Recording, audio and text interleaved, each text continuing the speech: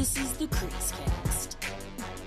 We could, like, again, we could do a whole other episode on this, but like the 1995 Devils destroyed hockey for years, and I will never forgive them for that. That team wrecked hockey for decades. And like that Devils team just denied so many like actual like legit stars of the era, like from actually earning cups too.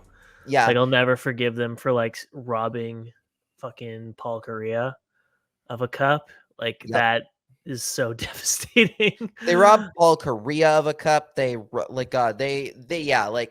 So many good teams, so many like, and it's like one of those things where it's like it's not really their fault because the league let them do it. Like they're like nothing wrong with what they were doing. Yeah, it was just like unwatchable and unbearable hockey. Yeah, and it was like God, the fact that like the next year the Avalanche won the cup on a 1-0 triple overtime game.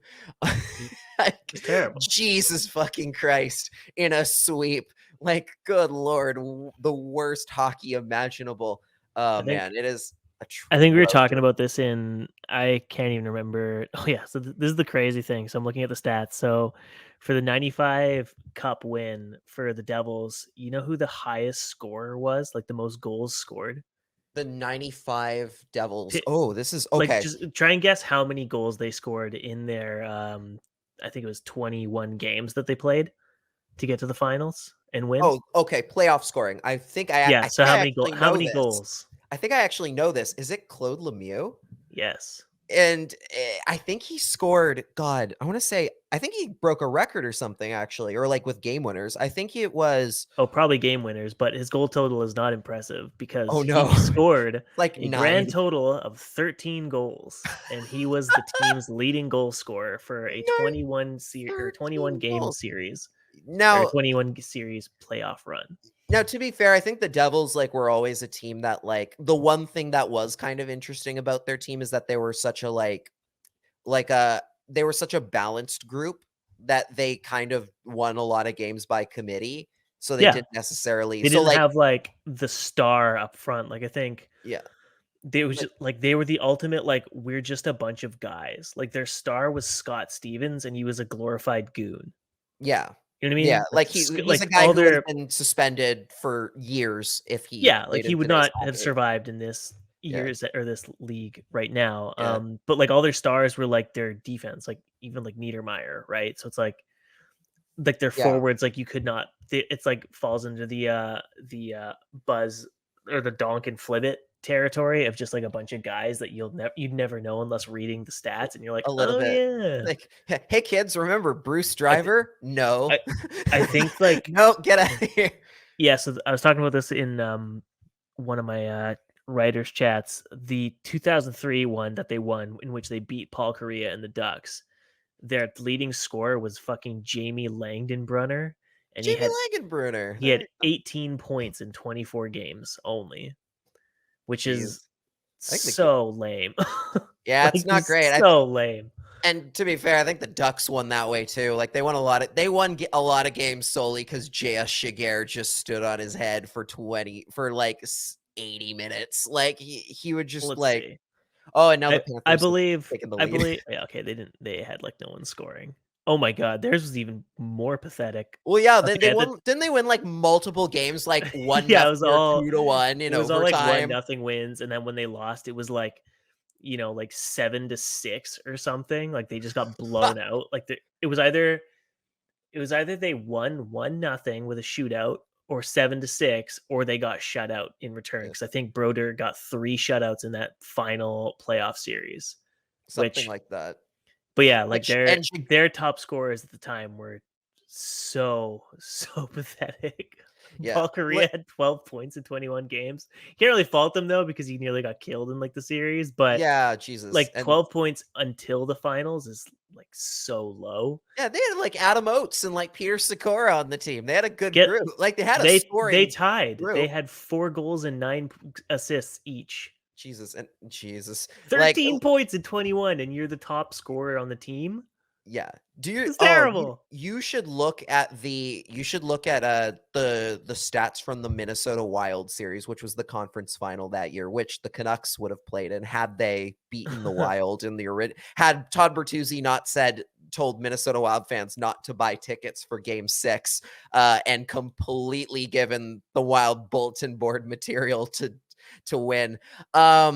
Like, I think J.S. Shiger shut out the Wild in the first 3 games. Yeah, it And then was they only scored like 1 in game 4. Like, yeah, it's like a sweep, isn't it? It's like, didn't they win yeah, like they swept them. 4-0? And it was Yeah, they like swept 3 them. of the most boring hockey games of all time. Yeah, they were all like 1-0, 2-0, and then the last game the Wild finally got 1 goal, and that was it. Like that was the entire series. Like, geez. Like, imagine like, and I'm sure ESPN loved that at the time, like I that. know.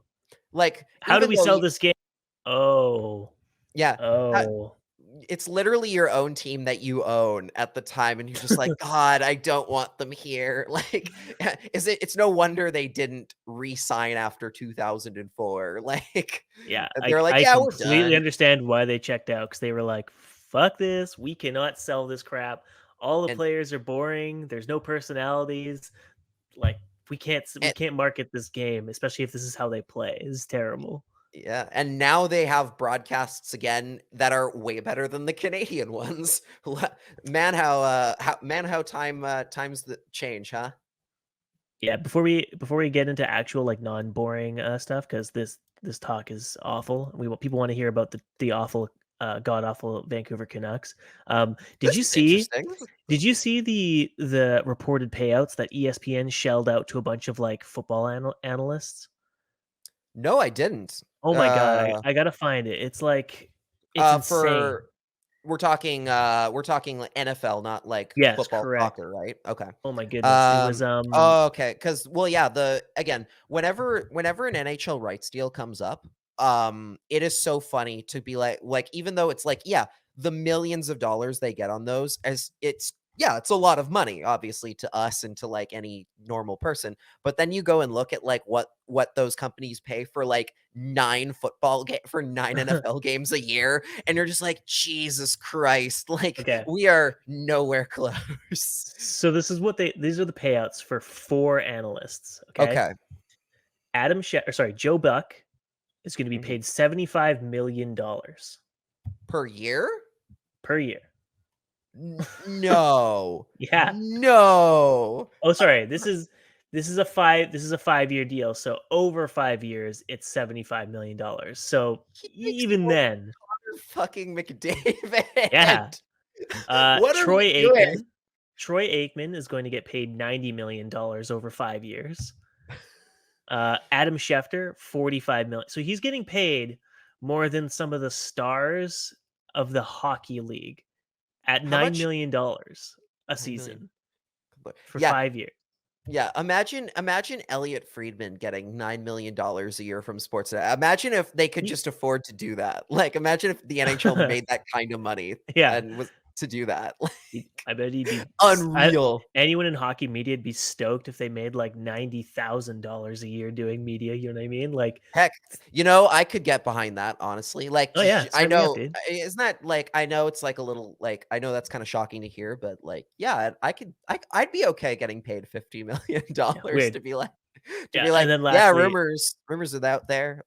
lastly on this list was Adrian Wojnarowski, who's getting paid $35 million over 5 years, so $7 million a season. Frankly, So that's low for Woj. I think Woj that's pretty deserves low. more than that. I recognize Troy Aikman's name, but like I recognize Woj's name more. But I guess that's because Woj And that's rings more because of a bell. we don't watch a lot. I don't think you or I watch a lot of football. So like, No, well, no, like Troy gotcha. Aikman was like a big Dallas Cowboy, if I'm remembering correctly. But like, I mean, to us, he's just a football. Like He's he's just just a a guy. football. He's just a He's football. well, he is a literal human football. But He's a like literal human football. you read that and you're like, man, I just think like, okay, so the like Sportsnet panels, like they have like, Kelly Rudy and like BXA and like all these ex players like joining now, Yeah. Anthony Stewart for one, and you're just like, man, how much are they getting paid when they probably could have just like promoted some like upstart like kid in the industry who's been busting his balls since 2013 to try and make it. And they just like, nope, we need personalities, and we're gonna pay like quadruple to 7 times the salary of like some young kid to do the job. You know, I I, was thinking I about that, and that kind of pisses me off. I think about that. Like, I don't think there's anything necessarily like wrong with paying like former players to be analysts, because it does make sense. I think the problem is when you only pay former players to do that, which I'm is in the same sometimes, boat. When which it's is like like, the yeah, entire panel is replaced purely by like ex players, you're like, okay, who are, yeah, like when you see like Jennifer Botterill finally getting a role, you're like, okay, great. that's There's some great. variety here. But like before, it was just like, all right, here's a bunch of white dudes who used to play the game. Let's hear them talk about like the old days. Like, Y- I Yeah, ain't got time for that. but enough about Tyson Nash. But enough about We're, Tyson Nash we and are his going to talk. opinions on Jay Beagle. Believe me, we're going to talk about him later. Do we just want to do that now? Should we just do that? I feel like that's almost bigger than any Yeah, Canucks let's thing right now. because for those that don't know, the Vancouver Canucks gave some false hope against the Vegas Golden Knights for a good period and lost it in overtime, as they tend to do. Once again, another slow start, another squandered early lead, another lead given up naturally in the first period, looking flat. Rally to tie it back off of some of the weirdest goals we've ever seen in Canucks history. But then they lose in overtime, as they tend to do, because one individual player tries to do too much on his own instead of playing as a team. And with that, their season is pretty much toast. Yeah, But what do they have to do? They have to go perfect the rest of the way to they, even they've basically hope got to go 11-1 to have a chance. That's to how have a far behind they yeah, are. so, like, and again, like, the thing that always gets, like, forgotten about it that is not only do they have to go to 11-1, somebody else has to go 1-11 probably. Like, Yeah, like they basically are banking on, like, say the Dallas Stars to just like suddenly have this historically bad like streak of losing for them to even like compete with, I think, Vegas, because Vegas is still ahead of them too. So it's like yeah, they're so far out of it, they'd have to go undefeated just to have a chance. yeah, But and now you'd be doing that not only without Nils Höglander, who is already done for the season, you'll also be doing it without Brock Boeser, possibly Brock Besser. whose arm is, or well, they're calling it an upper body injury, but if you saw the play on Friday, we're pretty sure it's the arm, like It's a mid to that lower. was, I think the season like totally officially ended for me right there. Like that was the moment. Like he came back in that game, which honestly I was like, why? Why is he in this game? Like there's no reason for him to be back in this right now, right? Especially because like it looked awful on the replay. That Um, to me spoke to like a player who is like, you know what, my arm is killing me. But if I don't play and we lose and our season is toast because I didn't come back, I will regret this. So I'm yeah, going to stick it out. that Which does crack. tracks with hockey logic. It didn't matter. They still lost. They lost Yeah. like a crucial 2 points. They lost. I mean, they gained 1, but they didn't get all 2, which is what they needed against Yeah, they division gave up. rival. They gave up 2, which is almost the more important part there. Is like even if they had walked Yeah. away with the win, they still would have given up a crucial point, and that wouldn't have been fantastic either. Like you Hmm. kind of needed to win in regulation, and they couldn't do it. Yeah. And now we're staring down a game on Wednesday night, which is tomorrow, because today is Tuesday. Or sorry, if you're listening to this, it's Wednesday, so you have a game later tonight, where the team is going to be possibly without Besser, Höglander, and Quinn Hughes, which is very much in tank season territory. Like this is what we've seen the last couple seasons in a row, where it's like no one's available because they're all sick or injured, and so you get all of the Yeah, there's a just stomach bug random going on, guys. There's apparently a stomach bug going around that hit Bo Horvat and Brad Richardson. and Uh, now yeah, the a few other province's guys. Patrick Johnson said that he wouldn't be surprised if it hit everyone on the team, and that's why they didn't practice the other day. It went So through a few other teams too, I believe, and that's where I think they got it. I think they actually got it from either, I think like the Blues. I think the Blues had that issue like a week or two ago. Like that was a thing for them as well. Yeah, so it's just one of those things that's going through the league, and it's like, yep, terrible timing, but them's the breaks, unfortunately. this is why everyone was on them for not getting out to a better start at the start of the season, because there was a lot riding on this season's results. Obviously, GM management overhaul happened because of how bad they started. Coaching staff got let go. Like a lot was hinging on this team putting it together for one at least good run with OEL on his mega deal and JT Miller on the second last year of his deal. Now we're entering in creepy, uncomfortable gray area where JT Miller's on the final year of his deal on a team that hasn't really done anything with him on it. He could easily choose to just be like, I don't want to stick with this anymore. I'm out. At which point the Canucks have no playmakers. So I looked this up just before we started the recording tonight's episode, and I told you we're going to. I'm going to roll this stat out to you because it's fucking insane. Okay. JT Miller is currently leading the Vancouver Canucks with 82 points. Apparently, that point total matches the last highest point total of a Canuck, which was Daniel Sedin's 2012 season, where he also had 82 points. That's right. Do you know the point gap between him and second place? I'm sure you do, but for audience's sake, you're going to say, no, I actually don't know. What is it, Cody? Please tell me. I actually I did write an article on potential milestones that could get hit, including JT Miller potentially hitting. There's a very slim possibility he might get to 100 points this year, which would be stunning. I don't, but I'll say I don't know, Cody. Well, let me tell you. I'm gonna go with option C. Show me potato salad. Yeah. So JT Miller has a 29-point lead over second place, which is Quinn Hughes, who has 53 points in 66 games. That's a lot of goals for those who aren't keeping track. Yeah. Like I don't know what I think I'd have to look it up, but basically I would almost venture a guess that JT Miller has contributed to at least like 50% or more on the Canucks goals this season, which when you factor in, like if he wasn't on the team and the next highest is Quinn Hughes at under a point per game pace, like where is this team even if he's like, I want out? Like it's pretty bad news bears, and especially when you consider Bo Horvat also coming up for renewal. Yeah. Brock Besser's got his extension, maybe not going to be able to qualify him because he's too expensive. This season could not have gone worse, could it? Yeah. Okay, wait, hold on. Well, it could have. Yeah, it could have. There are many worse things happening currently on planet Earth that are much worse than what the Canucks are going through.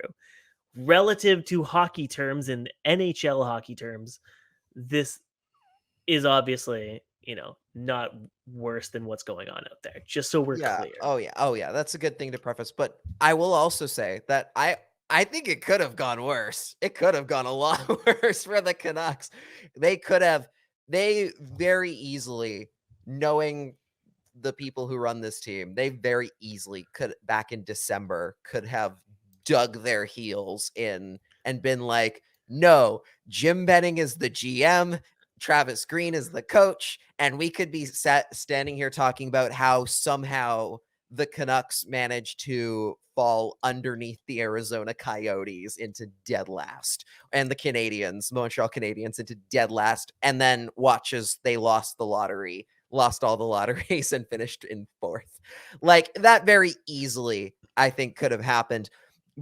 And I do think that, like, in the grand scheme of things, I think that everything that happened after that, like even though they're missing the playoffs, I do think that there's a lot more bright sides that can be gleaned out of a year where you have new management coming in, and some of the decisions that they've made early on that are already that at least set a tone for a much better future for the club, which is, I think, the reason to get excited. But yeah, as far as like the on ice product is concerned, it's not been a good year. There's clearly a lot of issues and holes that need to be plugged. And yeah, we're heading into an off season that's really, really crucial. And in some ways, you almost wonder how much the current management team can really do about it right away, because of some of the things like you and I, like you were talking about this earlier on Twitter, the whole fact of like, geez, how in hindsight, like how much worse it looks that the Canucks went and gave up a 9th overall pick and what would have potentially been 1 year of bad contracts in favor to pick up Oliver Ekman-Larsson for $7 million over the next 6 years after this.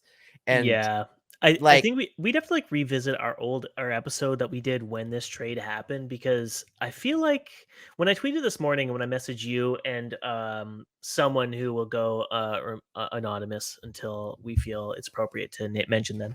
yes, I was driving to work and I just could not get out of my head. Like, you ever like wake up from a dream, or like wake up in the morning and you just like, you've been clearly dreaming about it. You don't know what the dream was, but you just like keep thinking and cycling back to the same thought over and over. So this yes. morning, for whatever reason, I woke up, I was like brushing my teeth, and I'm like first, a second, and a seventh for Garland and OEL. That doesn't make any sense. Why? And I fixated on it until like 9 a.m. or whenever I like messaged you being like did we not discuss this enough when it happened? That was the 9th overall pick. I think I feel a lot of people at the time too were kind of like at that point too, a lot of people were being really negative about like the future outlook, and rightly so. Like, obviously, like it was another shortcut move, and I think a lot of people were trying to put a balanced like evaluation of the trade in a vacuum by being like, look, Connor Garland is really awesome, and yeah, like Eriksson, Beagle, and Roussel, like it was time to move on from them. And OEL, maybe he rebounds, he really wants to play in Vancouver, and maybe you recoup some value. So everyone was trying to be optimistic when, as you and I have discussed, the gas leak year left no reason to be optimistic about the team's future outlook. And so I was just thinking this morning, like, they fucking gave up a 9th overall pick, a 2nd, and a 7th to give up, or to commit the ownership group to $44 million in return for Oliver Ekman-Larsson at whatever he is, 32 years old, 33, until he's 38 when that deal expires in 2027. As well, and that's the asterisk, they still got the signing rights of Connor Garland, but in doing so, committed to another $25 million of actual dollar commitments to the ownership group. And the move was made as a shortcut, as a job saving. These are the two pieces that we need to take us over the edge. We need an Alex Edler replacement and a replacement for Tyler Toffoli, who we didn't replace last season. And hey, and you know both Connor those guys objectively, both those guys have done okay. They've done Oliver fine. Yeah, like Oliver Ekman-Larsson, like contract aside, he's been fine. Like he's not been terrible. He's just been fine. Yeah, like that's the thing. Like OEL is like everyone kind of said, like at the end of the day, he's going to come and he's probably going to be perfectly fine. He's not going to be great. He's not going to wow you, but he'll just be okay. And at the end of the day, he'll always be like the Louis Eriksson thing. Everyone's only going to look at the price tag and go, yeah, he's fine, but he's not worth what he's being paid. Yeah. And after this season, in which he's seen a dip in his points totals, same thing with Connor Garland. That's all I kept thinking about this morning was they gave up 3 assets for a gamble to go, this is our all-in move, and if it doesn't work, we are screwed until 2027 with these immovable rocks. I mean, Garland is movable, but no one is taking on OEL unless you're retaining 50%, at which point you're just still anchored with more money attached to nothing. Yeah. I think it's crazy. Yeah, and especially knowing the previous management team, they would have, like, again, they're a group that doesn't really, they didn't like admitting when they were wrong most of the time. So they would have jammed the square peg into the round hole that is Oliver Ekman-Larsson's contract until it died. Like, they wouldn't have even attempted to trade him because they would be like, no, it's gonna work, trust us, until the final year. Until it was over, until he signed elsewhere. Like, that would have been it. Whereas, like, at least, and like, look, the Coyotes managed to trade Oliver Ekman-Larsson. So in a way, you're almost like, maybe this management group can find another sucker. It's the Pierre Dorion, Pierre Maguire logic that, like, Travis Hamonic, like, Hamonic, maybe, because that was the whole thing that, like, I was harping on is like, these are two shortcut moves that the last regime did. I mean, granted, they got fired, so it doesn't fucking matter, right? Like, I mean, Yeah. at the end of the day, they're Yeah. gone. Like, in theory, the Okay. new management group, it's their mess to fix, but like, you just like your brain kind of melts out of your ears a bit because you're going, what a mess they have to fix, and it's Yeah. so hard to untangle that knot that has been left for them. Yeah. But anyway, I was just And gonna say, but you know what? If you want to end this on a nice note, at the very least, this management team knows it's a mistake that needs to be fixed, rather than yes, the last group that said it was fun, that looked at it and said there's no problem. exactly. Like, we had some like earlier worries before the trade deadline when I think Jim Rutherford was on 650 and he was like, I don't really like I think our defense is fine, and that kind of made the fan base go like, oh Jim, please Christ no, don't think this defense is fine. But every interview since with like Patrick Alvin, I think Ryan Johnson also said something, and I believe one of the Sedins was also interviewed and they were all kind of just critical and being like, yeah, we need better speed.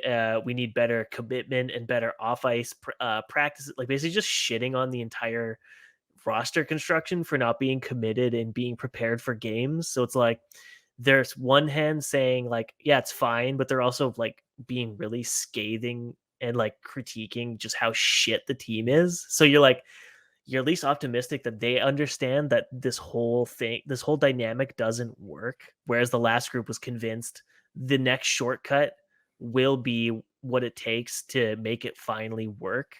I mean, they tried that with JT Miller, and that one actually kind of worked. They got there into the bubble and like, yeah, they wouldn't have made it otherwise because if the season had been shut down, but they still made it and did something with the time they had. The mistake they had was turning off the taps and then cutting bait on all the good locker room presence that they actually had, Yeah, not replacing them with anyone good. It's honestly incredible how God, like, again, I don't want to dwell on it too much because it's extra depressing, especially considering, like, again, they're going to miss the playoffs this year, but again, there's a much more reason for hope going into next season and what this management team might do with it. But yes, God, it is amazing how many times. It is honestly kind of amazing how many times that management team on purpose shot themselves in the foot without even being like aware that they were shooting themselves in the foot. I mean, because we know why. We had the infamous quote that we talked about in one of our last episodes. When we reviewed their whole thing. What was our favorite quote? We live day to day, which was they ran out their of time. MO every single offseason. We ran out of time. It was just, what can we do to make ourselves good tomorrow?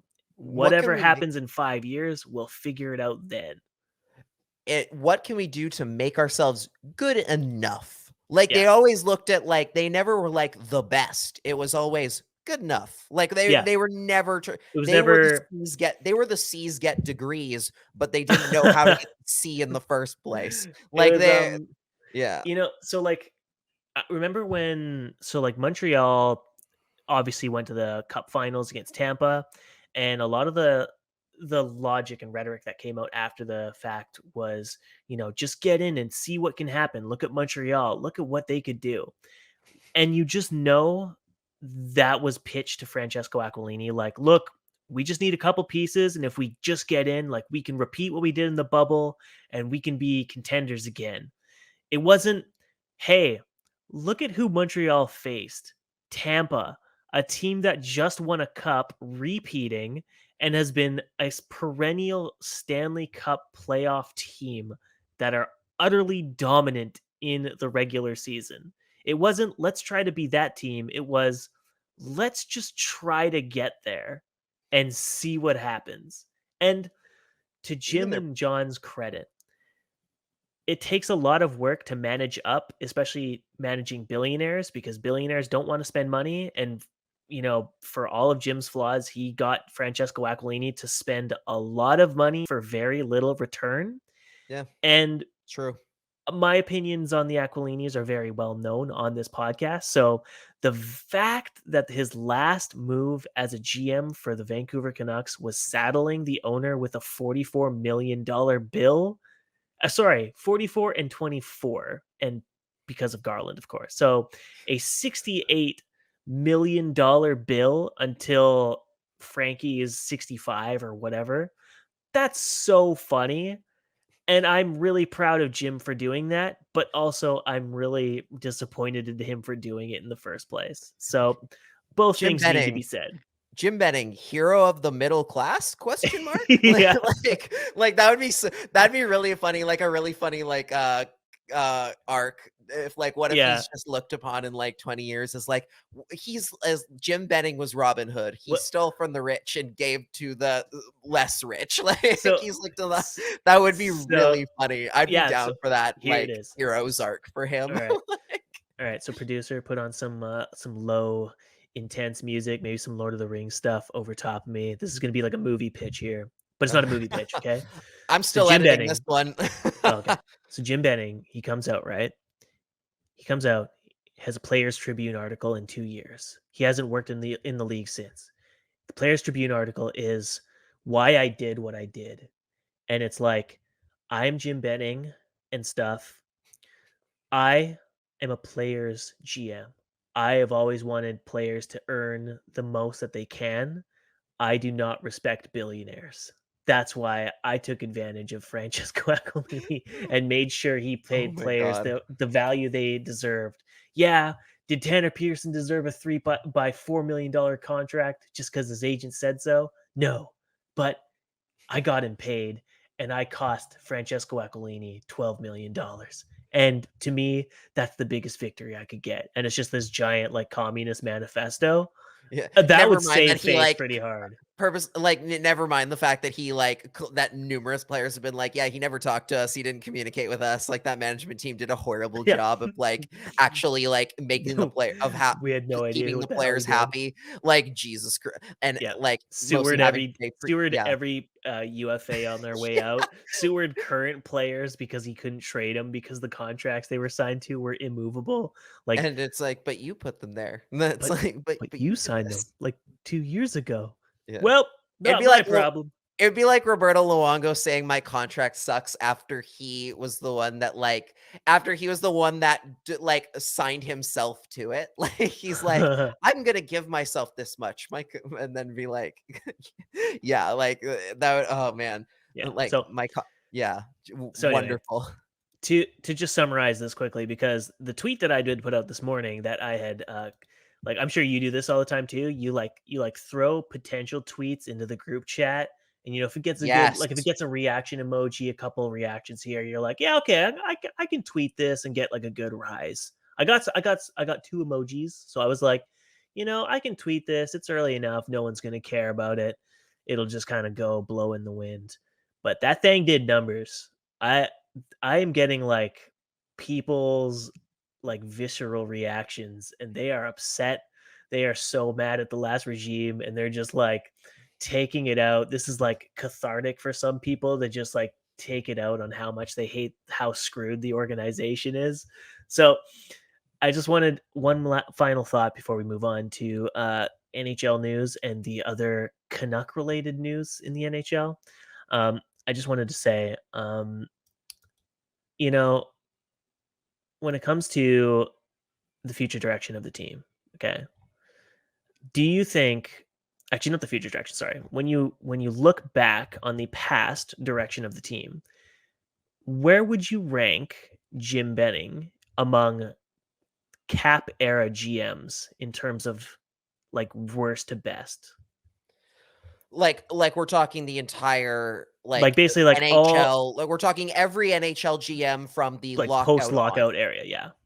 Okay. Because I got a lot of people replying, being like, "Oh, in hindsight, like he's clearly the worst GM of the Canucks. He's easily the worst GM of." Like, I got a lot of people that I'd never interacted with before going, "He is the worst GM in the NHL post lockout," and I was like, That's actually a really good question. Like that's a really interesting I almost wished we had a certain other person on the show today to like a kind little of like round table to really possibly? round table this, which hey, we'll be doing, which we might be doing pretty soon. Maybe hint hint. because I was thinking about it going hmm. like, there's only a certain number of GMs that have been around for the last 17 years, but Jim Benning might have had the longest tenured besides David Poile during that time. So, I mean, Yeah, David Poile was the GM of the Preds for, he since still is. like He still is. forever. Yeah. And he's only had one cup final to show for it. So do you He's the think only GM of the Predators have ever had, David Yeah, Poile. so and he's only had one cup final. So you're like, okay, yeah, Jim Benning signed a lot of terrible deals. There was no clear direction, but he did draft 2 absolute stars that might shape the direction of the club moving forward over the next 8 to 10 years. So do you go, all of his flaws still make him the worst? Or do you look at body of work and go, like, David Poile's been at it for close to 30 years and has nothing to show for it? Does that make him automatically the worst? I would say, David Poile specifically, I'm going to say immediately, no, he's not the worst GM, because here's the thing. I don't think it's about how long you're at the job without winning something, because look, there are a lot of teams that have never won anything, but have still had tremendous teams and tremendous teams or tremendous playoff consistency and anyway. good eras and great eras despite not winning a championship, especially considering that only one team can win a championship each year doesn't mean there's only one good team. I think when you look at David Poile, I think the fact that he's had some not so good years, but he's also built some really good core groups, including one that won a President's Trophy. So I think you have to look at that and say maybe that it helps that you've had as long as he's had to do the job to get there. Mm-hmm. But at the same time, Jim Benning had a long leash and got the team to 2 playoffs. One which was mostly made up of a team largely made up of players from the previous team, and one that has an asterisk on it because of the fact that they were kind of slipping out of the playoffs had the season continued as normal. Then a pandemic happened. Then they got a second life and a second chance. I don't know if I could say I don't know if he's the worst of all time. I think I look at guys I think a great example is Peter Chiarelli, who literally lucked into Connor McDavid, the best player of this era, possibly outside of maybe Sidney Crosby and Alex Ovechkin. Mm-hmm. And somehow under his watch, they got to the playoffs once, and they got that, and that's it. That's awful. That in itself is a more damning statement on a GM than what Jim Benning has done. I think he's clearly in the bottom category for sure. But worst of all of them is a bit of a stretch. I was kind of in the same boat. Yeah, worst of all is a bit of a stretch. I think it entirely. Yeah, he's definitely in the bottom tier. I definitely think, based on if you're going kind of like a year-to-year basis, there are some GMs who have had clearly a worse batting average on the decisions they've made than Jim Benning has. Jim Benning's hit on a few. It wasn't a lot of them, but he still hit on a few more than guys like Pete Chiarelli, who literally gave Milan Lucic an insane contract for no reason, really. I don't know why I still don't know why that contract was signed.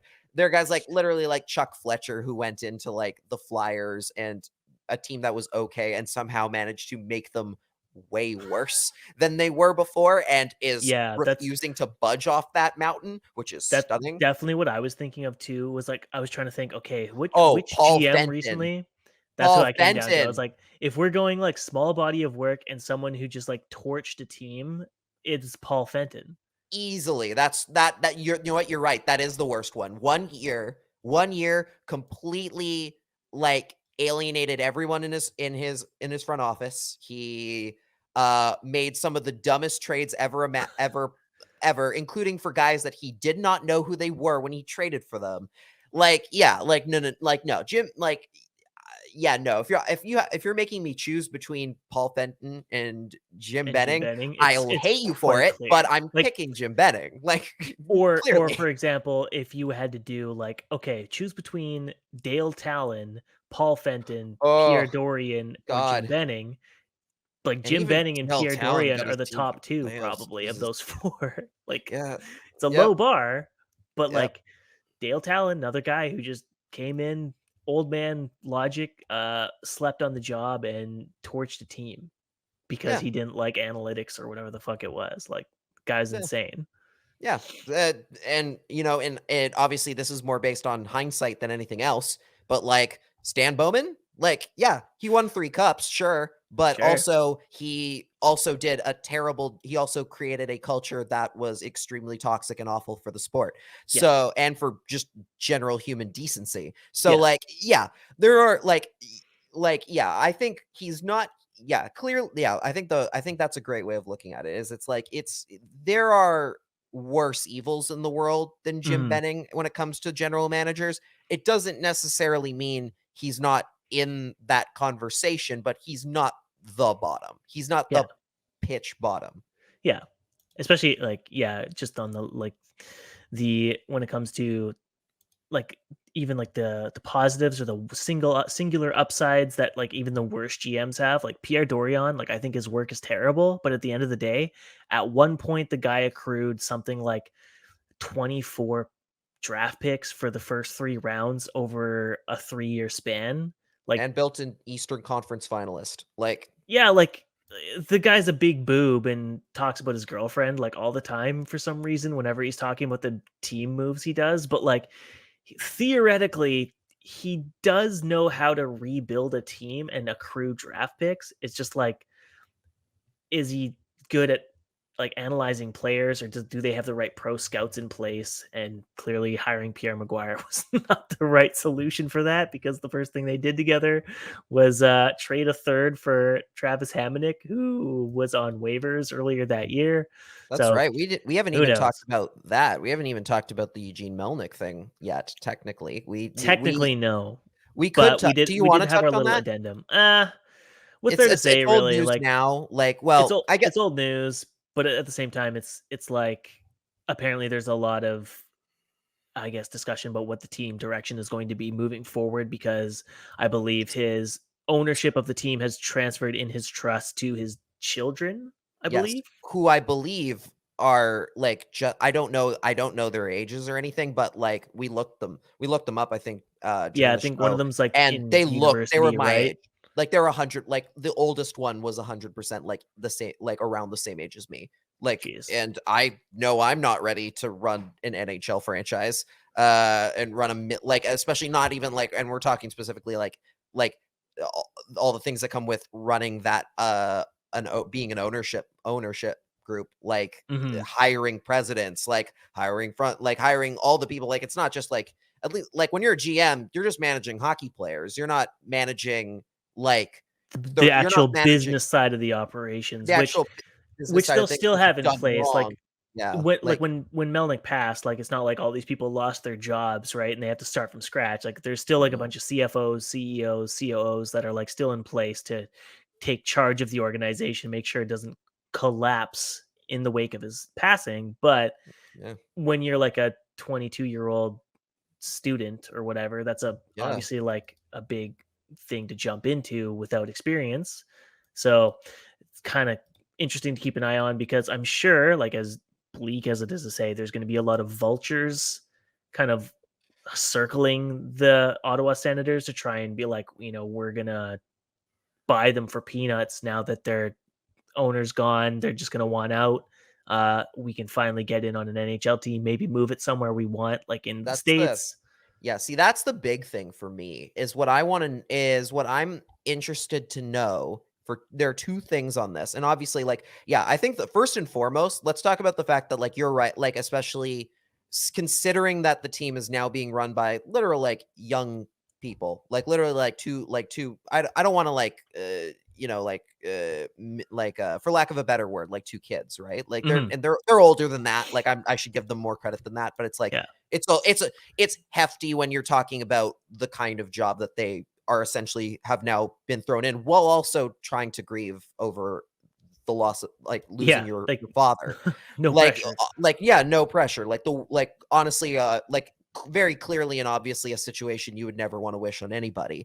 I Mhm. think hopefully, first of all, that the adults in the room hopefully give them all of the support they humanly can and do everything in their power to make sure that that those two are taken care of and are looked after in the best way possible, because this is a lot for them to have thrown onto them all at once. And then the other thing that I'm interested in is if they do keep the team, which apparently he stated before that was actually the long-term plan for the team, was for them to take turn it over to someday. them. Someday, just not this quickly.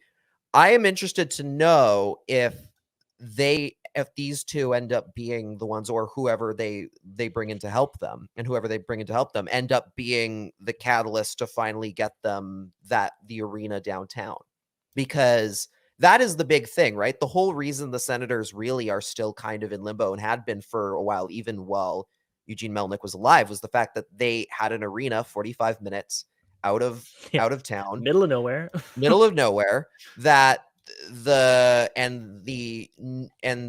owner, for it's well known, it's well documented, he was that cheap. He was cheap as shit. Like he clearly, you can say clearly it. there Don't was worry. a few Like, things. he's It's not one of gonna- those things where I'm like, I'm being careful, mostly because, like, if it was my family member that died, like, God, I would be like But I'd be crushed. And I him dying does not change the fact that he was a cheapskate who took advantage of made some people poor because he had decisions. money. Yeah. He was he made an poor asshole I while think- he was living, and he took advantage of a lot of people because he had the money and funds to do so. Let's be real. Let's not forget, during the pandemic, I tweeted about, or I don't know if I tweeted about this, but at the time of the pandemic, when all these teams were laying off employees, Eugene Melnyk laid off all of his staff, as did every team. Let's be clear. He laid off all of his employees, then took a $270,000 a day yachting trip during the Christmas holidays, and then stiffed the bill because he said they got boat sick, and thus felt entitled to not have to pay the bill for whatever 7-day trip they went on. Yeah. That's just the type of guy he is. That's a reason why the arena has been criticized for being outdated and being a piece of shit. Yeah. The location has never been good, and because of the owner, so Eugene Melnyk's relationships with the city of Ottawa, and the fact that he had all these issues and back taxes and all these other unpaid issues. There's a reason why the LeBreton Flats deal never went through, is because of all these personal grievances that they had with him. So maybe that will get fixed now that they have his children in charge, or at least spearheading the managerial regime that might actually be able to undo all of the bad that he did, all the bad goodwill that he brought to the table. Which, hey, listen, actually, there's literally an article that came out 11 hours ago in the Ottawa Citizen that says, here, there's a lot of good, I'll read it quote for quote here. Let's see, the National Capital Commission has a February 28th deadline for expressions of interest in 2 parcels of undeveloped land on the flats, being the LeBreton Flats, which haven't been developed yet, including a big chunk, 6.3 acres, suitable for a, quote, major event center, and a smaller one at 1.2 acres that could hold complementary uses. So in theory, one is for the rink, one for the bars and hoopla. The NCC's board is meeting Thursday and has set aside a 30-minute update on LeBreton from Katie Paris, the project's director. Presumably, there will be news. We are reliably told the Ottawa Senators will express an interest, though no comment has so far been the official line from the team. TSN Sean Simpson, an insightful hockey cider, had this to say in a tweet last week. I know of 4 groups interested in buying the Sens. All 4 are looking at staying in Ottawa and being part of the LeBreton project. So it is, and I would say, even if, say, the Melnyks keep the team, I honestly think it is I think it's pretty clear that the city is kind of, they could have sold that land a long time ago. They could have built something there if they wanted to. I think they've been kind of not waiting, but there's been almost a maybe he'd change his mind kind of thing, and they've been kind of holding on and holding off and still kind of being we'll wait until they're ready to actually build the thing and do the business that needs to be done to get the arena done. Yeah, I honestly it's think probably that's like a case like that. Yeah, it's like this guy's clearly gonna he's clearly not gonna sell the team. He's gonna be the only guy that is going to move an arena there or put up the cash to start up an arena there. So we're just gonna hold out until we get a deal that works for us and doesn't just work for him. Which yeah. props to the city of Ottawa for holding out, because we've seen in many cases a lot of owners stiff a city so that they get the best deal possible on a brand new arena built for them. No, I was going to say case in point, but I was going to say the opposite of case in point, the Calgary Saddle Dome, where the city of Calgary said, fuck you, we are not paying for your new stadium. It wasn't even that. It wasn't just that. The Flames literally went and abandoned the whole project just because they didn't want to pay $12 million for parking, like for like street repair or something, some crap like that. It was like surrounding area upgrades or something, and they were like, nope, city can handle that. Nope, this was an agreed one. We're dropping, because that is, like you want to talk about children running a hockey team. Murray Edwards is a billionaire who lives in the UK, much richer than Eugene Melnyk ever was, and he doesn't want to pay $12 million over for city cleanup, for like city like infrastructure that everyone needs. Like straight up just the worst. And it's like Calgary, and especially with Calgary, it's so funny because they've a couple of times, I think they at one point while Brian Burke was working there essentially threatened to move to like Quebec City or something. It's like and as much as I do want Quebec City to get back a team, there's and I think they're deserving of a hockey team, there's no way that they're a bigger market than Calgary and they're going to make more money there than the Flames are going to make here. Like, that's the thing. It's such an empty threat from the Flames in particular. Like the Senators, I can see a scenario where it's like, okay, Ottawa is already a town made up mostly of political workers rather than say like big companies or something like that. So there's not as much say like private money going around to spend on hockey games and to spend on advertising and stuff like that. I can see why there's a scenario where moving them might make sense, albeit I would hate that because I like the Senators as a franchise and I want them to stay in Ottawa. The Flames are the emptiest threat of all. There's no chance in hell they could go anywhere and make more money than they're making in Calgary. Like, it's just not possible. Like, there's no way it's possible. They're stuck there. Maybe they could go to Moose Jaw. And and they could they Saskatoon. There you go. I mean, Saskatoon Flame. Go back to Atlanta. Like, they just go back to Atlanta, become the Atlanta Flames again. Like, well, then who was they have renoed that arena. They might be more interesting now. I don't know. I think it was wasn't it the Winnipeg or the Manitoba Moose who were like, we're gonna port a bunch of home games to Saskatoon to try and like capture that market, and then like the season ticket I think there was like no. I think it was I think it was just like a suggestion that they brought up of like, is this something that you guys would be interested in? And they were like, no. And they're like, okay. Like, they just It wasn't like they made like a big plan of it or anything. It was just one of those like, I guess this is a loophole. Do you want to do it? And they all were like, no. So they're like, okay, we'll drop it then.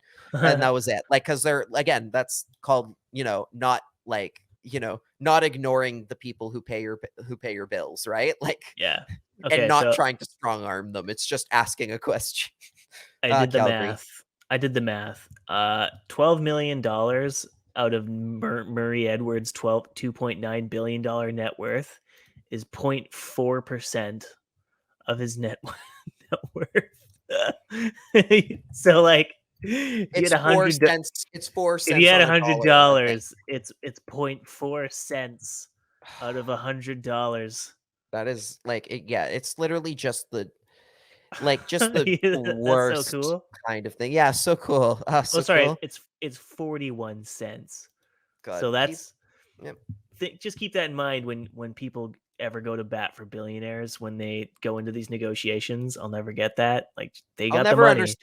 I'll never understand being pro ownership versus say like, especially particular, even like in things where it comes to like the lockout, where it's like, why on earth are you not supporting the players? I The have no idea. clearly making less money and have way more at stake players. Especially nowadays when apparently you can just like go to the bargaining table and like, hey, we're locking out to get escrow down because we just found out that Adrian Wojnarowski is getting paid $35 million to be an analyst. Why the fuck should I want to play? Yeah. Like, just hire me. Yeah, exactly. God, it's but yeah, at the end of the day, like, I think to kind of tie a bow on the whole ownership thing, it's like, at the end of the day, like, hockey, the NHL is still better, is always going to be better with more Canadian teams in it, and it makes more sense. And you want the best for the Ottawa Senators, like, and specifically their fans who have like seen some good hockey already, who have seen some great hockey over the years, but have, yeah, you're right. But right. Like, they put up with a lot, including making that crazy drive out to Canada on the freeway just to see them finish like 26th and 27th. And they've got such a bright future as far as like the on ice product is concerned, provided they don't trade for too many more Travis Hammoniks.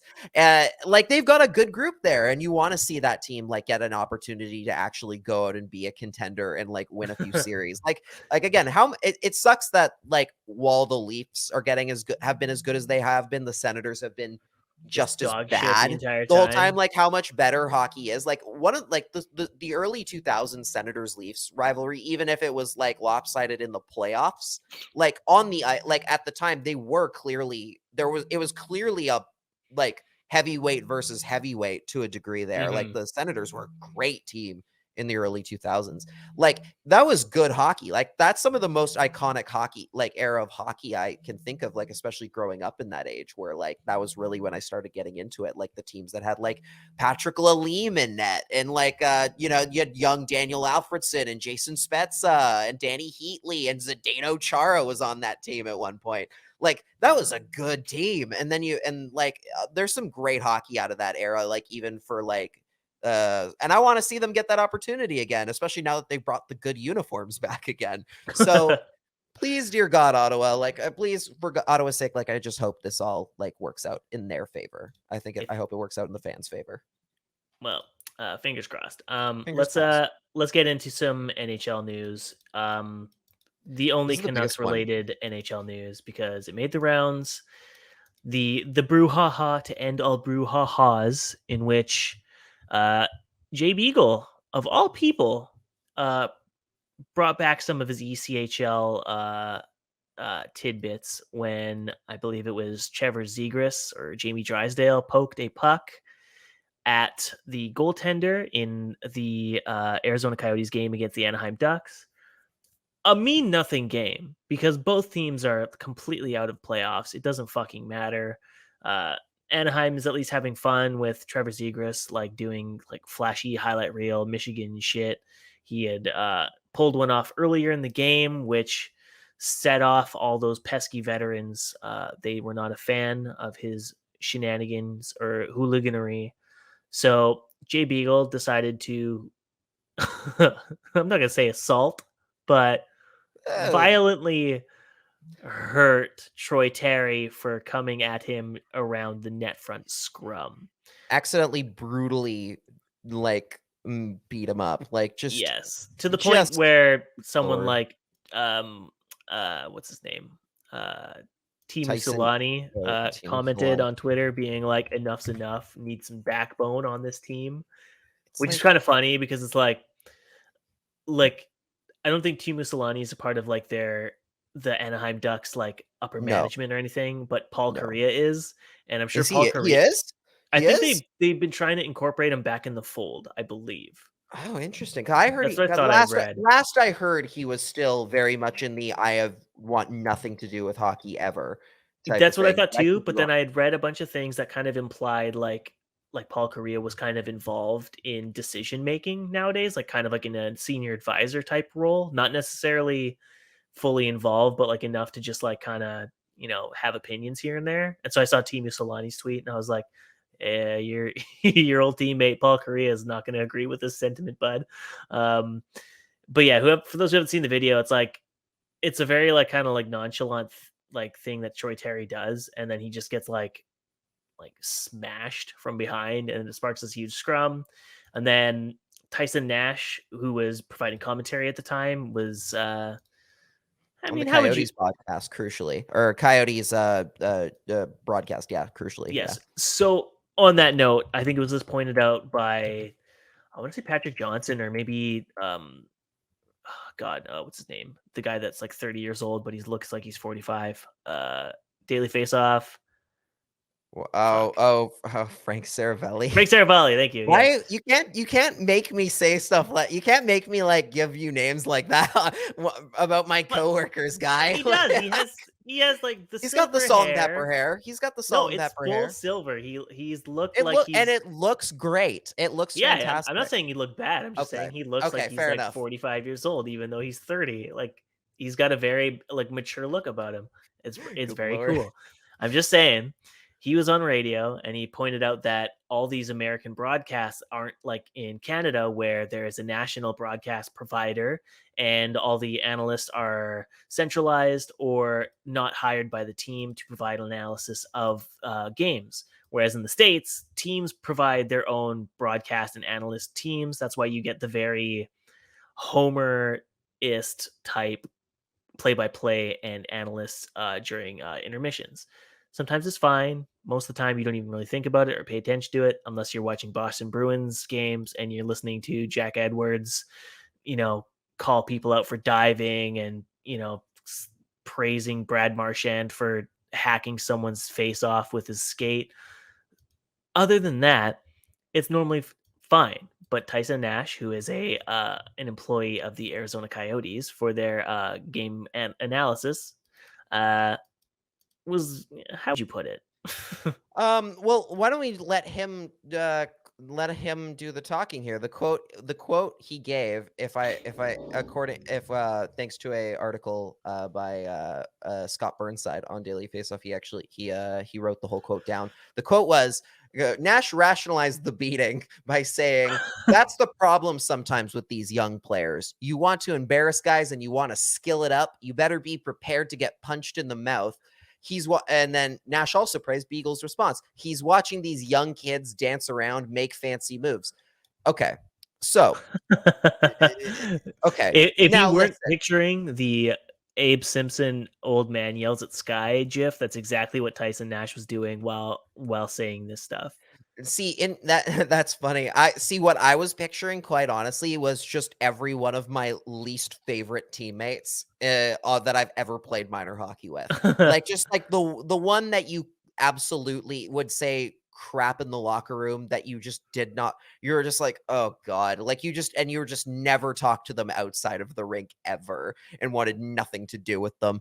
Like, of course, like here's the thing. He's going to be biased, of course, because this is a man who had in his career, he played 7 years, 7 years in the NHL, and during which he scored 64 points and earned 673 penalty minutes. So it's almost like he's a little bit biased here for starters, because this is the role he used to do, and he likes and he does, and by admitting that somebody else doing something is wrong, it'd be like admitting what he did was the wrong way to go about things too. So I can see that side of things. Now, the problem is that it's still stupid and a huge and total caveman bullcrap. It is. I understand the whole like thing, like you and I have said before, like on the, like when it comes to the Canucks, like sometimes we don't love the response that they give on the ice. Like we'd like to see them get a little bit more. When a guy gets bowled over on a dirty hit, you kind of want to see them go a little bit more, get a bit more upset. Like sometimes, not to like a crazy amount and go into this eye for an eye crap, but like, just the idea of like, if you're going to kind of just a bit more of a little bit more of like a spice on the response there, where you're like, you don't just let them push you around too much. There's a huge difference between that and going off the deep end like G Beagle did, where, so, okay. First of all, like I wish we could pull the highlights up without getting copyrighted, but we don't want to get sued. We don't want to get sued. But so the first thing he does, right? Like, and again, like the thing that keeps getting brought up is Jay Beagle hasn't been in a fight since 2011. And people are using that as like a defensive, like, well, he doesn't do that too often. And here's what I'm going to tell you and I'll tell you what I think in a second here. So the initial play that sets Jay Beagle off is Trevor Zegras poking at the puck in a 5-1 game after he's already done the lacrosse goal and whatever, yada, yada, yada. Mm-hmm. So he pokes at the puck and Jay Beagle cross checks him in the back. And the poke that he gives, and again, as a goaltender, obviously I'm always likely to side with the goalie. I'm a little biased, but like it was one poke at the pad. It wasn't at a hand. Like it wasn't at, if it was at the glove or the blocker, I'd be a little bit more upset. But like in the general scheme of guys poking at the puck and trying to score, it was a very tame. Like it's a very tame. He wasn't like hacking at it. It was very much just one little poke at the puck. That's it. And that was it. It was a very routine thing. The only difference is that it's 5-1 and there's this, I don't know, this stupid logic in a lot of sports that, oh, when you're up by too many, you're not, you have to stop trying so as not to embarrass the other team. Where personally, I'm like, no, if you're in the, yeah, for little kids, that's one thing. Teach them to be respectful. But at the NHL, where goal differential matters, no, you score 10 on them. If you score 10, start fishing for 11. Like I don't care who it is. You finish them off.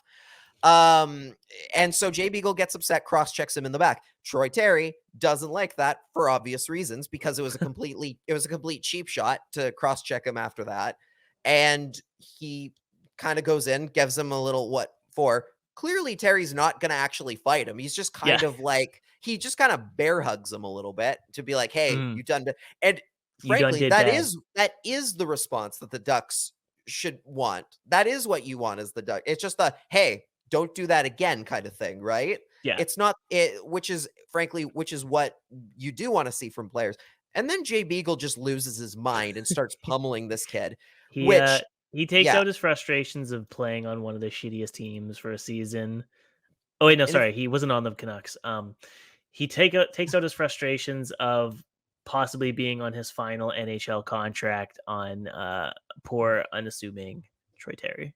And like if you look, like I don't know if we'll share. I don't think we'll show the photo of the aftermath for Troy Terry, because it's pretty brutal. His eyes really mangled. It's really like, and it's just one of those things where it's like, Jesus Christ, like this is the kind of bull crap that needs to go from hockey. And the fact that Jay Beagle wasn't suspended for fighting a guy who clearly wasn't going to fight back is just shows you how how broken the NHL system is.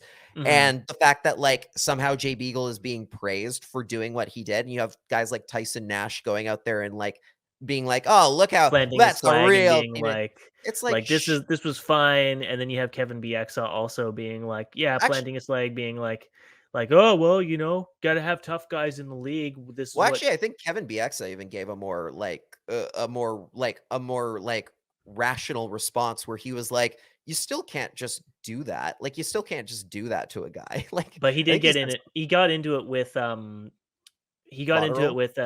because Botterill was like this stuff should like be penalized and like it shouldn't be in the league. And I think Bieksa's point was like, it already is penalized, but there's nothing you can do about it except get more like tough guys on your team to make sure this doesn't happen as a deterrent, which gets back to the argument of like nuclear deterrents don't really do anything in this league. It just like promotes more violence, which isn't like good for the game.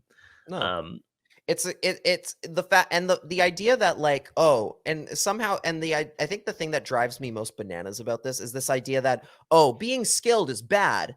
It's this dumb, and it's like the thing of like, how dare you embarrass this hockey team? And I think Steve Dangle's tweet about it was really perfect, where he's like, literally like, you don't like being beaten? Get good. Don't suck. Like that's literally what it is. Like, it's literally what it is. And I think, and it's one of those things where it's like, yeah, straight up. Like, I think if you're the type of play, and this goes to the whole, like, whenever teams like go and like try and like start a fight over like a goal celebration or something like the lacrosse goal being scored on you. It's like, if you don't like being scored on, don't let him score. Like that. And that sounds like a cop-out answer, but it's the truth. Like, it's literally a case of like, if you don't want to be embarrassed, don't be an embarrassing ass hockey team. Don't suck so bad every year that you get beaten like this on a routine basis. That's your own fault. You don't get to be upset that other teams are better than you because you've chosen to suck. Like, it's not on other teams to play down to your level. It's on you to play up to theirs. And that's the problem that I have with, like, and this is, again, like, other sports have this issue too. Like I think half the reason baseball has as old a fan base as it does is because they do crap like, oh, when you're up by 10, you're not allowed to hit a home run. Otherwise we're going to throw a baseball at you. It's like, go to hell. Don't give up. If you don't like that he hit a home run on you, don't throw him a home run pitch. That's your fault. That's pitch entirely your fault. Yeah, pitch better. It's just some of the most ridiculous crap. Yeah, the tweet that Steve was quoting, "You want to skill it up? What? You mean be good? Yes. All hockey players should want to be good. Can't stop Trevor Zegras putting you on a poster? Wow, that sucks, man. Guess you should probably get good. Can't get good? Sucks to suck." Like, that's literally the whole thing. Because it's so true. If you don't like that this other hockey player is better than you, either get better than him or tough shit. Like, tough shit. Deal with it. Like, grow up. Like, then the whole Jay Beagle thing, and like Jay Beagle, the fact that he's only gotten in one fight in a year. Frankly, the fact that he beats up Troy Terry, that doesn't tell me that it doesn't tell me that he's like actually a very clean hockey player. And from seeing him play, it's not like he was never like a goody two shoes on the ice at any point. Yeah. What it tells me is that Jay Beagle only beats up people who he knows he can win against. He only beats up people smaller than him, which makes him an asshole. Like, which is also insane too, because he never did that when he was a Canucks. And that's what he was brought in to do, was like to be a tough veteran presence to prevent young guys from getting assaulted by the Jay Beagles of the NHL. So it's like, where the hell was this, bud? Yeah, like, it's like, well, too bad. It's like, that is what it is. Like I go back, like, I always think back to like the Matt Martin incident where he just pummeled Troy Stetcher in that Canucks Leafs game, and Ryan Miller, like a goddamn hero, rushes in. And Ryan Miller was a fantastic, underrated Canuck, and I will love him forever. Like, that was for sure. Like, that was awesome. And like, where he just sails in, he's like, oh hell no, because literally it's Matt Martin doing what he does, which is pick on players. He only pick on players he knows he can pummel to a pulp if he wants to, because he's too scared to fight other tough guys. Like, that's what it is. The problem with the upsetting thing about the Ryan Miller thing is, like, that probably prevented the Canucks from bottoming out super hard when they should have been. Yeah, and literally, like, it's, again, like, the whole thing, as we say so often on the show, you can't blame the players for doing their job and for being who they are. It's on it's on the people who sign them, people above them to have or to be able to recognize, like, hey, maybe we don't need a $6 million goaltender right now. Maybe we should just coast and maybe bottom out, get some really good players. Who's coming up in the 2016 draft or the 2015 draft? Some McDavid kid? Nah, don't worry about it. Yeah. Bottom line, at the end of the day, the whole idea that players that you are not allowed to win games and in entertaining ways, and are not allowed to, say, run up the score on a hockey team worse than you in a professional major hockey league, is so archaic and is ridiculously archaic, and a clear example of ways we are setting the game back by not letting people do what they do best. At the end of the day, like, if you're out there if you're out there losing games because you're too busy trying to like make deterrence happen and like trying to do stuff like this, that's your fault. You suck. Don't if you don't like other teams scoring on you and get all offended by it, you honestly don't play hockey. Don't play sports. You're clearly back to the ECHL for Jay Beagle. You're clearly like too big of a baby to be doing so. So I don't know, Coyotes, maybe don't suck. That's on you. That's on you that you suck. Well, speaking of guys who probably shouldn't be in the league any longer, there's one player who recognized he shouldn't be in the league any longer, and that's Ryan Getzlaf, who announced his retirement today. I made the joke before we started recording that I didn't even realize he was playing this season, but Oof, yeah, Ryan he's been Getzlaf, fine. 6th in scoring on the Anaheim Ducks with 3 goals and 28 assists, 31 points and 6th. I made the noise when I read that 31 points was good for 6th in scoring, but that's like I think 3 points less than the Canucks' best scorer, which is like Tanner Pearson at 34 points. So I guess I shouldn't critique the Anaheim Ducks for having such low scorers. I think last year their top scorer was like, oh God, who was it? It was I want to say like Adam Henrique or something I like that. I think it Like, was Max Comtois, and he had like 40 oh, points. that's right. Oh 'Cause he God, had, oh, he who had was it? 33 points in 55 games, and he was the leading scorer. Oof, Ugh, that's that was rough. rough. That's They were, unwatchable hockey. Is he even playing for them now? I Oh, think he has 12 points in he's had a 44 bad games. year. He's had a particularly bad sophomore slump, I think, for Max Comtois. Gotcha. Well, Yeah. anyways, Ryan Get Getzlaf, he retires with I don't think he's quite on the Corey Perry level, but like he's got Olympic gold, he's got really World Juniors, he's got the cup. Like he's got quite a lot of stuff under his belt. Getzlaf is a very like interesting, like is a very complicated, like for me in particular, or I guess, and I get I because you got back into the Canucks more when the like I think we've talked about before, you got more into it like right around the 2011 era, like when that team, because right around that Yeah, I era, I got believe. into them pretty much when I actually got into them more after they went to the cup final. Like I Mm, kind of picked them you had up like checked out. 2013 when all like my friends stopped watching them, and I Mm. was like curious as to why they stopped watching them. And like, cause I'd followed them like What a response. I What a I'd followed them during like the cup run and like went downtown for the games and stuff like that, and it was fun as shit. But like I wasn't really like following them like religiously during the regular season. And then like in 2013, I'd started watching the Predators and the Jets again when they came back. So I was like, oh, I'll get back into hockey. Why not? Mm. And then I was like, why did all my friends stop watching the Canucks? It's so weird. And then I found out quite Now soon here you why. are. And here I Now here am. you are with a regular podcast about them, Yes. and how bad they suck. But Yes. they're getting better. We promise. Right? Yes. Oh God, let's just say for sure they are. But so for me, Getzlaf represents one of my represents one of the very first major heartbreaks of my entire life watching the Vancouver Canucks, and that 2006 2007 team.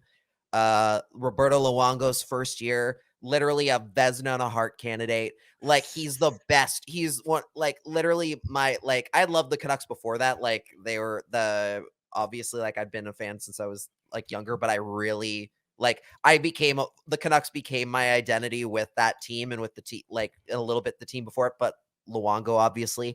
They win that first series against Dallas.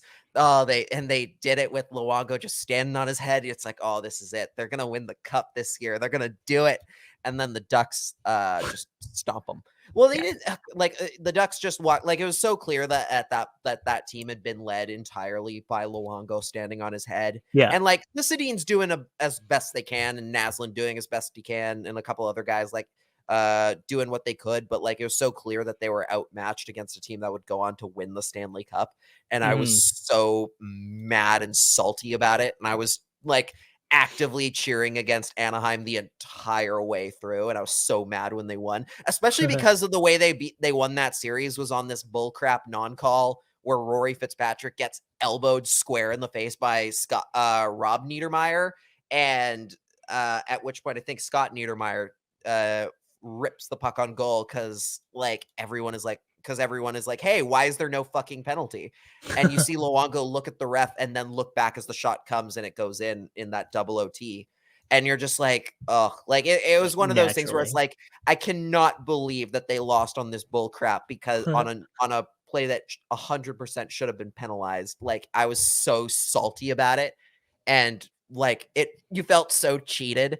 And so Getzlaf represents a lot of that to me. Like I wanted them to for years, like for a while after, until they made the playoffs again against Chicago, the Ducks were public enemy number one to me. Like I hated the Ducks like for years. So So yeah, like, but like Getzlaf has had a crazy, incredible like career. Like he was a sophomore, I think, when they did that. I think he had been a rookie the year before, and then they won the cup in year 2 for him, which is ridiculous.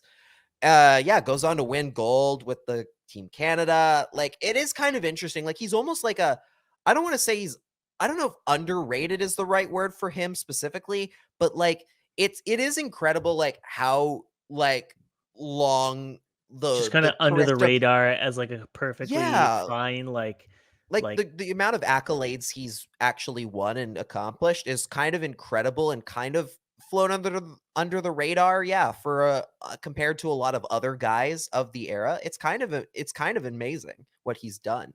especially yeah, also doing it all with one team, right? Like usually Yeah, like there'd be a lot more fanfare for like a guy entering, as a 36-year-old into the season, but again, you know, turning into like the later years of Henrik Sedin of just being an assist guy and not going to try and score goals anymore. I'm only going to be the playmaker, and like no one talked about him like at all. Everyone was just talking about like, the young stars, and yeah, his retirement came kind of out of nowhere, even though it should have been expected. Like he's, 30, he's like on the 36th on the wrong side of the ledger when it comes to a young league. I'm sure seeing Trevor Zegras put out or score goals the way he's doing it, Getzlaf was like, "What?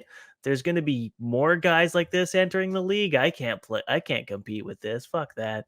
Like it's a end of an era kind of too, because obviously like I think he was one of the last guys to play for the Ducks when they were still technically the Mighty Ducks of Anaheim too. Like that's so that's he's I mean 100% the last one.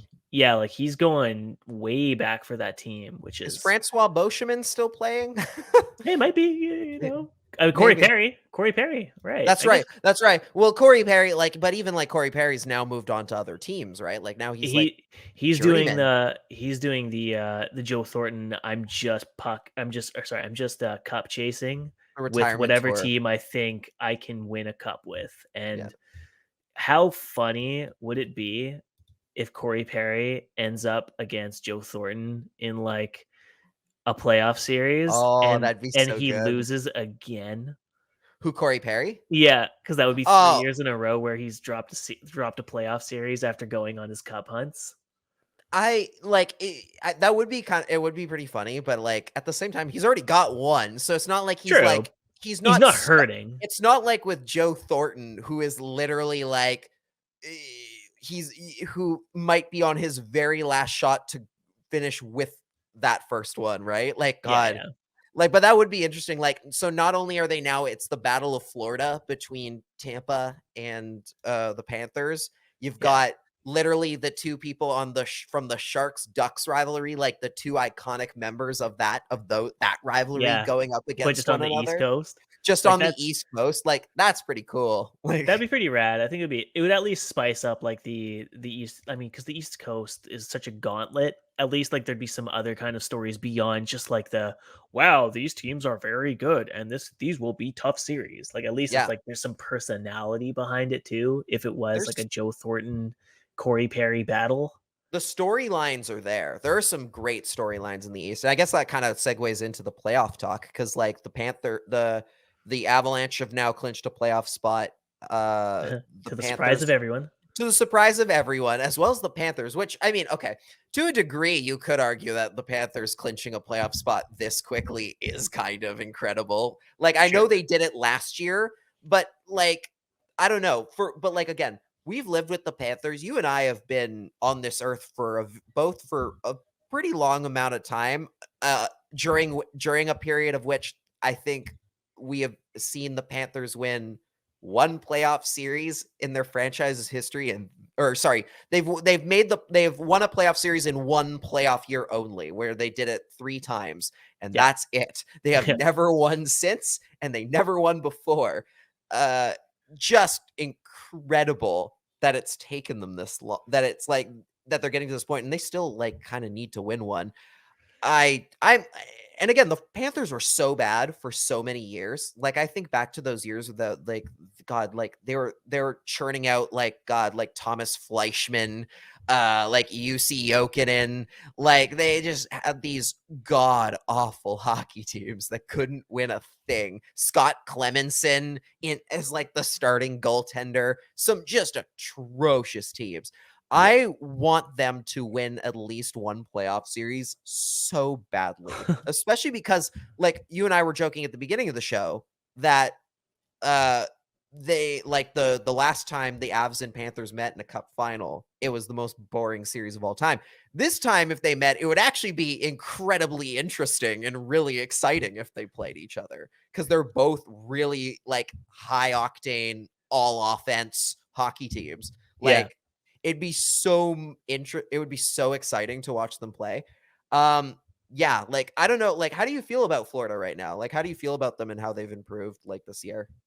I mean, I will always, just like through history and the fact that they haven't won a series, like a lot of doubt I have is just kind of like, like they're banking on a lot to go right for them to break their way and finally break that curse. Like I think we said in our post trade deadline talk, like they shed a lot in the hopes that they would actually break through the glass ceiling, and if they don't, then it's going to be a bit of a rough period for them where they're not guaranteed young assets coming in to replace what they gave up or what they lost.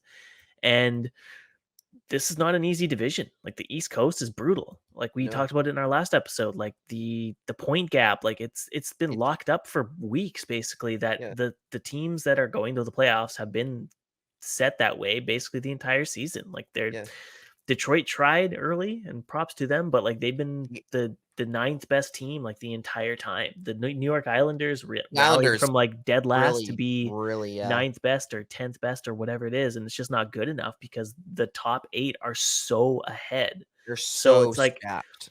They put in a lot of bets during arguably the toughest time to be guaranteed anything. Like, as the Tampa Bay Lightning would tell you, like, you could have the best regular season team of all time, and it doesn't matter because you could run into a red hot Columbus Blue Jackets that just like play a better playoff hockey game than you do.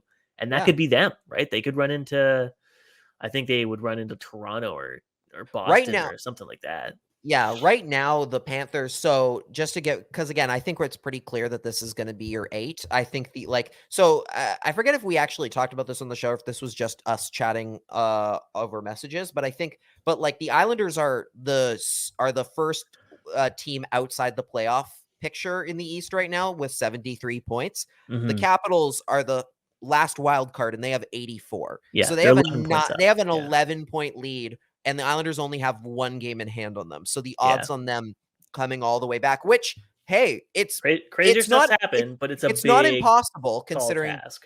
Considering the Caps have lost 2 in a row while the Islanders have won 4 in a row. Like, it's not impossible, but it is very unlikely. Right now, the Panthers would play the Capitals in the first round. And I can see them very easily. Like, I could see them 100% winning that series. Like, look, they just have to hope they hold on to that lead right now. Because the last thing the Panthers are going to want here, even though they did just beat Toronto, is to run into a situation where they either have to play the Leafs or the Lightning. I think very much they want to avoid that and either get one of those wild card teams right now. Because I think like Carolina, the Rangers and the Penguins on the other side, like it's a bit of a gauntlet. Man. It's a bit of a the first wild card team in the East is Boston, and they've been like unreal all year. They have 93 points. Like, they're they're tied with Tampa. Like, and literally Boston, if they played in the Pacific Division, they would be leading. They'd be in first place.